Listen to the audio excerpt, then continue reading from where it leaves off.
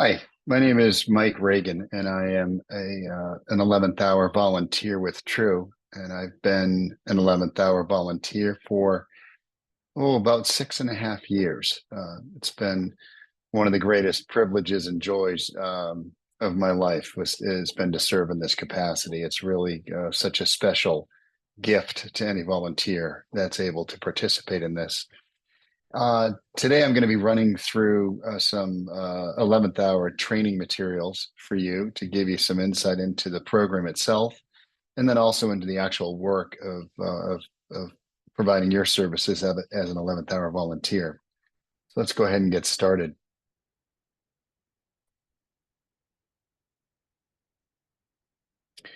Okay, the role of the 11th hour volunteer. Because you're watching this training, you know that the main purpose of the 11th hour program is to offer volunteer companionship for true hospice patients that are in the active dying phase. More often than not, these volunteer opportunities are presented in facilities, either our care center or an assisted living facility, but sometimes they're also offered at patients' homes. The main reason we offer this is because we believe that there are many patients, in fact, most patients that enter our hospice program have a desire to ensure that they're not alone at the very end. And the 11th hour program helps us to ensure that wish is met for those patients that have expressed a desire not to be alone. It's also designed to reduce stress of loved ones who can't be present. We deal with a lot of hospice patients whose family is out of state or just not local to where they are and where they're being cared for. And just the very fact that a volunteer will be present with a family member's loved one that's dying offers that family member a great deal of peace, knowing that their loved one isn't alone. Also, it's not uncommon that the 11th hour program is used to help support caregivers. It may be an elderly individual whose caregiver is their spouse, and they've got limited cycles, limited energy, and they need a break. So an 11th hour volunteer can offer that necessary break for a caregiver during the wee hours of the morning or over weekends as well. And my guess is because you're watching this video and you've signed up to be an 11th hour volunteer, that you understand just how precious this service is. And this bullet on this slide is just here to remind all of you that, this is a very important and essential role that we play, and it requires a great deal of reverence for this moment, the final moment of this patient's journey. And so we simply ask that when you enter into the presence of an 11th hour patient, you do so with the reverence that situation warrants. A few more bits of information about the 11th hour program itself. It's available to all of our hospice patients who are at the end of life. And that means they're likely to die within the next 24 to 48 hours. And as you've learned in your initial volunteer training, it's an inexact science. It's really difficult to know exactly when a patient's going to die, but there are certainly signs and indicators that would suggest that death is imminent. And it's for those patients that we offer up the 11th hour service. It is an on-call program that when 11th hour is called for, a lot of things have to happen fairly quickly. So prompt communication and response is really important. So if you're on the 11th hour volunteer list, you'll get either a text or an email or both, depending on how you've set up your alerts. And it's really important for you to respond quickly when the 11th hour program is announced for a particular patient, and you can let the team know if this is an opportunity you want to take advantage of and participate in. It is applied during the evening and nighttime hours, as well as on weekends. And 11th hour volunteers must have experience as a hospice volunteer, and both serving in the community with families in their homes, or in the care center. But this requires some level of experience, having served as a hospice volunteer before you're able to take that next step and join the 11th hour program. So the 11th hour patients are always going to be on TRU's end of life program team list, or the E7 list. That's a list of patients that are designated to be likely to pass within the next 7 days. So that's the early filter there.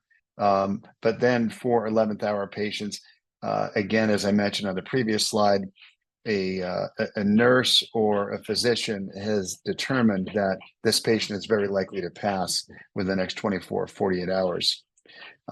It usually applies to someone that either has no family available to be with them, or family may be local, but they can't be present for that night. Or maybe the family's just been with this patient for an extended period of time and they need a break. Requests for 11th hour are usually made by a nurse or a social worker, and those requests can be made into the volunteer organization between 8 a.m. and 2:30 p.m. on weekdays. And if there's a request for weekend coverage, that request will need to come in before 2:30 in the afternoon on Friday for the volunteer team to be able to put together an 11th hour assignment team. 11th hour assignments are broken down into 2-hour shifts. Now you can pick up 2 consecutive shifts if you'd like, but at most we put the limit at 4 hours for a volunteer to serve at most 4 hours at a shot. So this last slide is my attempt to share with you some best practices or things to consider as you're about to sit vigil in support of an 11th hour assignment. The first thing is, and you probably have been told this during your initial volunteer training, but I can't emphasize enough how important it is for us to be very thoughtful about the way we enter the home or the room of the patient that we're going to be serving. And it starts with leaving your stuff at the door. This is not about you. This is about the patient. And it's human nature for us to have other thoughts in our minds, to be thinking about, what do I have to do tomorrow? Did I do that work this afternoon at my job well enough? What am I going to do about the kids this weekend? Whatever may be preoccupying your mind, develop a practice of finding a way to set all that stuff aside and leave it at the door, so that when you show up for this 11th hour patient, you are fully present and you're able to maintain clarity in providing that presence to the patient. And what you bring to the situation, the energy that you bring into this room, I can't emphasize enough how important that is. Even when patients are unresponsive, they sense the energy. And as an 11th hour volunteer, you have the opportunity to bring beautiful, loving supportive and peaceful energy to this patient. Or if not done properly, you can bring in anxiety. You can bring in, a scattered mind. You can bring in energy that is in no way helpful to your patient that you're serving. So think about what it is that you're bringing in your night of service, in this shift of service for this patient, and find a way to ensure that you're coming in with beautiful, loving, open-hearted energy to serve this patient. When you arrive, whether the patient is responsive or unresponsive, introduce yourself. Get up close. Use a very soft and loving presence voice, and let them know. Say, "Hey, I'm Mike. I'm a volunteer with True Hospice, and I'm going to be sitting with you for the next few hours, and I'm here to serve you in any way that I can." That's typically my introduction, but come up with your own. But let them know why you're there. Oftentimes, hearing is the last thing to go, so they may very well hear you and understand what you're saying. I'll also share with you one of the things that I do. Going back to the threshold when you're entering the room, I usually pause. I do a check-in, and I try to make sure that I'm clearing my mind. I'm embracing this idea that I don't need to think about anything about my life while I'm here with this patient. I'm going to leave it all here at the threshold. And then as I'm entering, I just say this little silent prayer asking to be a channel of peace and love for this patient that I'm about to serve. And that kind of puts me into a state of service. And I will tell you a story about one introduction I made to a patient. And this is more to the point of being prepared for just about anything. I had arrived, I think might have been like the 1 a.m. shift for a male patient in an assisted living facility. He was in a shared room closest to the window, and there was a drape that divided his bedside and his bed area with that of his roommate. So there wasn't a whole lot of room.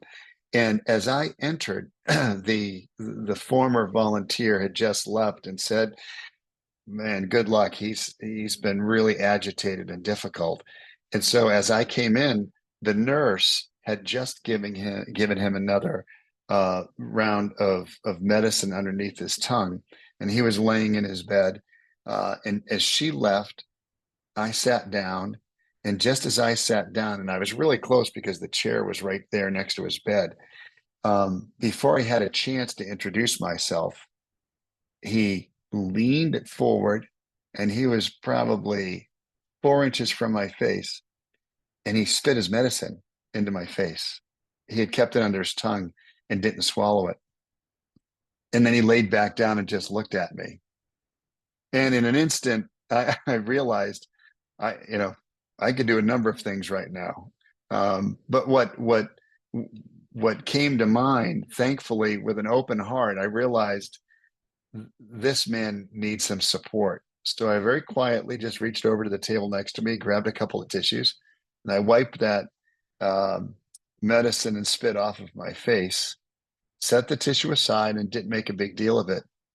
And then I took the man's hand and I introduced myself, and I said, "I'm Mike. I'm a volunteer, and I'm here to sit with you for the next few hours, and I'm here to help you in any way that I can." And he looked back at me, and he grabbed my hand more tightly, and then he closed his eyes. And I realized he was afraid, and he just needed someone to be present with him. And as it turned out, I held his hand for the next 2 hours. And he didn't get agitated anymore. He didn't spit again. And when I left, he was just resting peacefully. But what I realized was I was presented with an opportunity to either react to his outburst and spit and sort of violent act, or I could just take a step back, let that settle, and then try and find out what he really needed. So I use that as an example to, remember, be prepared for anything. If I felt too offended or grossed out by him spitting in my face, I had every right to leave the room. And if that's how you reacted, that would be okay. For me in that situation, I was okay dealing with it and sticking with him.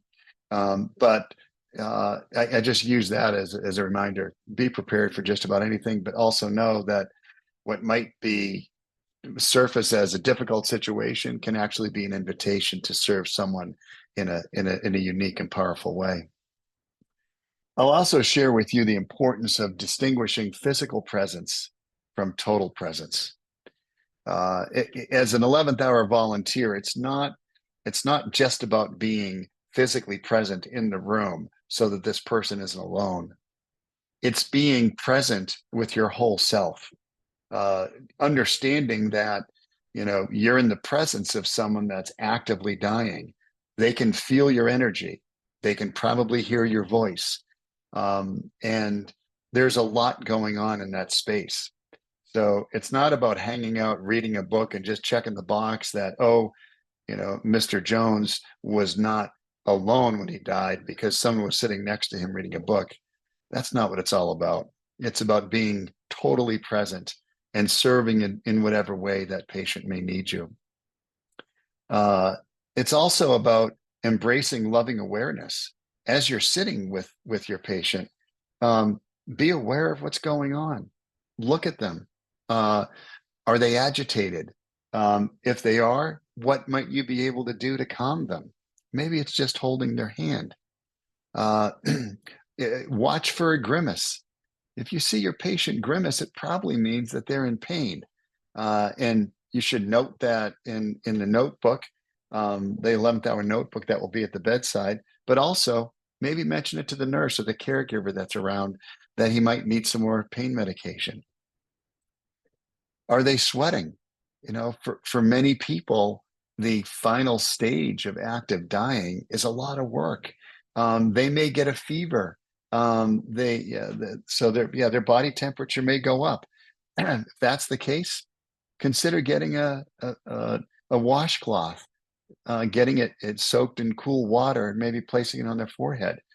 We all remember what that feels like when we're sick, or maybe when you were a child and someone did that for you. Consider doing that for someone that's actively dying. If you see them sweating, it can make a world of difference. I'll share with you another story to kind of drive home the opportunity that gets presented when we show up with loving awareness. I had a woman that was actively dying, and I entered her room, and as soon as I looked at her, I could tell she was incredibly anxious and afraid. She wasn't communicative with her words, but she certainly was with her body. She was rigid as can be, and her eyes were darting back and forth. And I could tell she was petrified. And that's not uncommon. A lot of people at the very end are scared because they don't know what's going to happen. And so I did what I always do. I introduced myself and let her know that I was there to be with her and to sit with her. And as I sat down and took her hand, I kept reading her body language, and she just seemed so tense and stressed and afraid. And I watched her eyes, they were darting back and forth. And so I kind of opened up to what I could possibly do to support her. And I just felt at that point compelled to stand. So I stood at the side of her bed, and with my left hand, I held her left hand. And then with my right hand, I just very gently stroked the top of her head.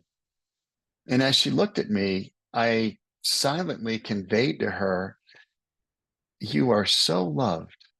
You are so loved."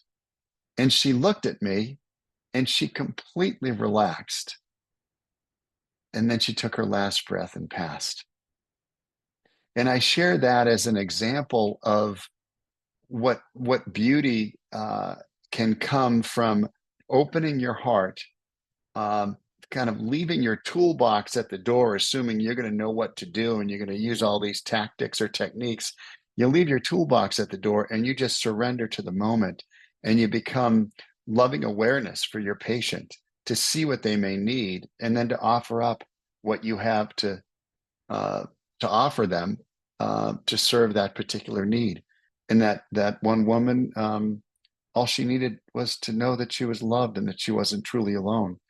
And it was just a beautiful experience, and very humbling for me to be able to provide that to someone in this very precious hour. So okay, so if you do all those things, I think you'll be well situated to serve your 11th hour patients. There are a couple final logistics I want to run through with you. The first is that every 11th hour session will have a notebook, and this is the True 11th hour care notebook. So you'll write down the date and time and your notes about what you've witnessed with your patient. And I'll usually make a note either if there's a substantial change in the status of a patient. And if there's not much change, I'll still make a note at least once an hour just to describe the current status of the patient, and to cover whether or not there's been any change. That's helpful for the other 11th hour volunteers that may come in after you. And it's also helpful to the entire care team to see what that final 11th hour or final stage of this person's journey was. And as your 11th hour shift comes to an end and another volunteer comes in, it's usually quite good to step away from the patient, update the new 11th hour volunteer as to the current situation, and review the notes that you've taken during your shift. And then I would also encourage you to say goodbye to your patient. Let them know that you're leaving. One other thing I will always do with an 11th hour patient is at least once an hour, I will let the patient know that I'm going to step away for 5 minutes, whether it's to go use the restroom or take a walk. I always give the patient the opportunity to be alone, but to know that I'm intentionally stepping away, but that I will be back very shortly, to give them the opportunity to pass if they've been waiting to be left alone. And sometimes that happens. For some patients, it's difficult to let go in the presence of someone else. So I find it a best practice to always communicate to the patient that I'm going to take a 5-minute break, but I'll be back, and I'm just going to leave them alone for 5 minutes. And some patients have actually taken that opportunity to pass. And it's amazing how much control many patients have at the very end. So I'll just share that with you as well. And then if your patient should die during your shift, the first thing you want to do is call the triage number, which is on the back of your True badge, and report the death. The triage nurse or staff will then dispatch a True nurse who will come out to the facility or wherever you are, wherever the patient is, to confirm the death. And you should stay with the patient until the True nurse arrives. After you call the True nurse, perhaps while you're waiting for the nurse to come, call the other volunteers that may have subsequent shifts following yours and let them know that their service will not be needed because the patient has in fact passed. And the last thing I'll leave with you is, after you serve an 11th hour shift, make sure you take care of yourself. Practice self-care. This is a very sensitive and tender service that we're providing. and evaluate for yourself what you need following a service like an 11th hour service, and make sure to take good care of yourself. And that's all I have. I want to thank you for uh, uh, offering to be an 11th hour volunteer. And I'll tell you, it's going to be an amazing experience for you, and more importantly, for the patients that you're going to serve. So thank you.